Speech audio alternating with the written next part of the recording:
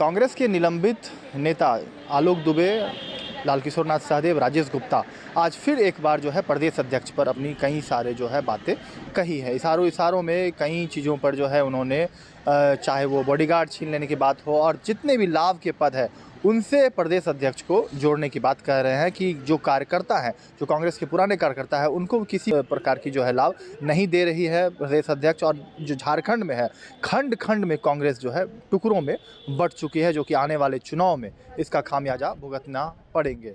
क्या कुछ कहा है तीनों नेताओं ने प्रेस कॉन्फ्रेंस कर, या कुछ देखिए। को मेरे जान माल पर कोई खतरा होती है तो सीधे तौर पर इसके लिए प्रदेश अध्यक्ष और प्रदेश प्रभारी जिम्मेवार होंगे। जिन लोगों ने जो है बोर्ड और निगम के गठन में कुछ कार्यकर्ताओं ने कहा, उन्होंने कहा कि प्रदेश अध्यक्ष जी कहते हैं कि जिन्होंने मेरी सेवा की है, जिन्होंने मेरे अखबार की कटिंग काट करके साट करके दिल्ली भेजा है, जिन्होंने मेरे घर पर आकर के सेवादार की भूमिका निभाई है, ऐसे लोगों को अगर हम बोर्ड और निगम नहीं देंगे तो मेरी राजनीति बेकार है। क्या ये है मापदंड बोर्ड और निगम सुनिश्चित करने का?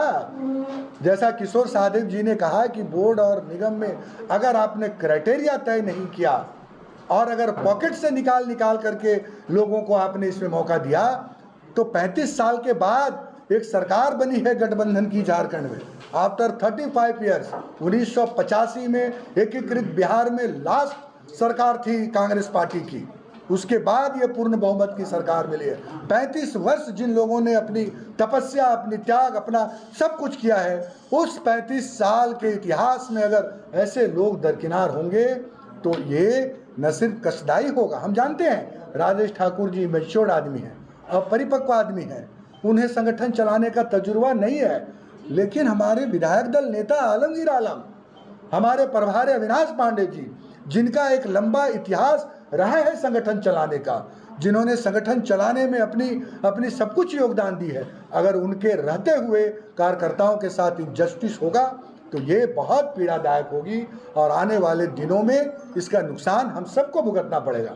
और एक बार फिर मैं आपके माध्यम से माननीय मुख्यमंत्री जी से गुजारिश करूंगा, आप गठबंधन दल के नेता हैं, आपको हर चीज़ को देखना पड़ेगा, आपको उन कार्यकर्ताओं को भी समझना होगा जिस समय आप चुनाव के मैदान में थे, जिस समय लोगों ने आपके और हमारे खिलाफ राजनीति किया था, ऐसे लोग अगर आज सामने आएंगे सरकार में तो ये जो है कष्टदायक होगा। आपके पास अगर कोई सवाल है तो ये बहुत बड़ी बात है अनुशासन का। झारखंड की राजनीति में व्यक्तिगत प्रतिशोध की राजनीति की शुरुआत हो चुकी है, जो एक संदेश गलत है इस राज्य के लिए। शायद देश में कहीं प्रतिशोध की व्यक्तिगत राजनीति नहीं है, जो पिछले दिनों आपने भी देखा और देख रहे हैं। मैं इसलिए ये बातें कह रहा हूँ कि पूरे झारखंड में आग लगा, पुतला दहन हुआ, राष्ट्रीय अध्यक्ष के भी पुतले दहन हुए, मारा पीटी, गाली गलौज, 50 से अधिक लोगों को आपने स्पष्टीकरण पूछा, लेकिन कार्रवाई सिर्फ 4 लोगों पर। अभी कुछ लोगों ने संगम गार्डन में प्रेस कॉन्फ्रेंस किया और बोर्ड निगम को लेकर के अपनी बात को रखे और कहा कि ये जो हो रहा है ये गलत हो रहा है। सभी जिलों में वो जिले जहाँ जहाँ प्रेस कॉन्फ्रेंस हुए हैं बोर्ड निगम को और दूसरी चीज़ों को लेकर के, उसके प्रेस कॉन्फ्रेंस की कटिंग हमारे पास में मौजूद है। तो आपने उन लोगों के ऊपर कार्रवाई नहीं करेंगे, नंबर 1।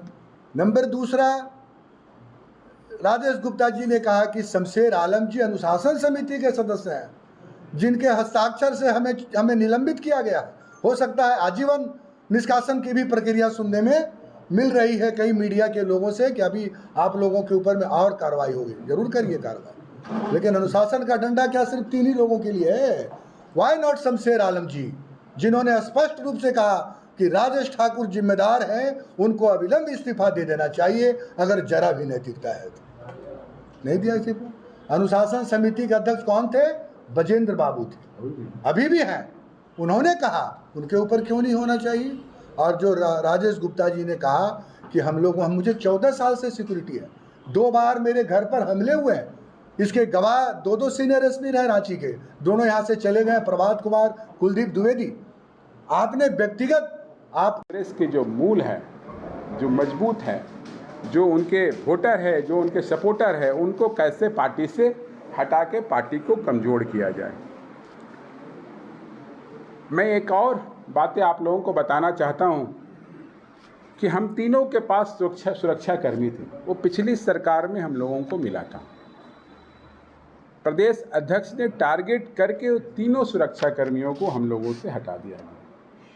अगर हमारे जान माल की नुकसान होती है, जिस प्रकार हम लोगों का राजनीतिक और सामाजिक जीवन इस जिला के अलावा दूसरे जिला में भी जाते हैं, दूसरे जगह भी जाकर के कार्यक्रम करते हैं, अगर किसी तरह का कोई बात हम लोग साथ घटित होती है तो उसके लिए सीधे तौर पर प्रदेश अध्यक्ष जिम्मेवार हैं। और सबसे महत्वपूर्ण बात यह है कि जैसा किशोर जी ने बताया कि बहुत सारे जिला पे प्रदेश अध्यक्ष के कार्यशैली का विरोध हो रहा है, संगठन कमजोर हो रही है। आपको याद होगा कि जो अनुशासन समिति के अध्यक्ष थे वो धनबाद हैं, जिला विसुत्री के उपाध्यक्ष भी थे। उन्होंने क्या क्या आरोप सरकार पर लगाकर विसुत्री के उपाध्यक्ष पद से इस्तीफा दिया। तो ये गठबंधन की सरकार है, तो क्या उन पे अनुशासन समिति का चाबुक नहीं चलना चाहिए? तो ये इस चीज़ को बताता है। आपने पिछले दिनों देखा होगा कि हमारे एक प्रदेश के नेता हैं शमशेर आलम जी, उन्होंने भी रामगढ़ चुनाव की हार की जिम्मेवारी प्रदेश अध्यक्ष को लेने की बात कही और इतना तक कहा कि उनको अपने पद से त्यागपत्र दे देना चाहिए। तो क्या उन पर अनुशासन समिति का कोई कार्य नहीं होगा?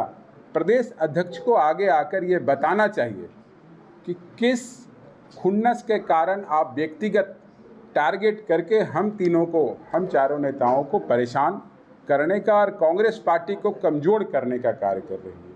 ये मेरा सीधा आरोप प्रदेश अध्यक्ष पर है। आशीर्वाद से स्पष्ट बहुमत की सरकार बनाए तो एक गठबंधन के तहत हमें जो 4 बर्थ मंत्रिपरिषद में मिला था, पार्टी हाईकमान ने उसके लिए एक मापदंड तय किया था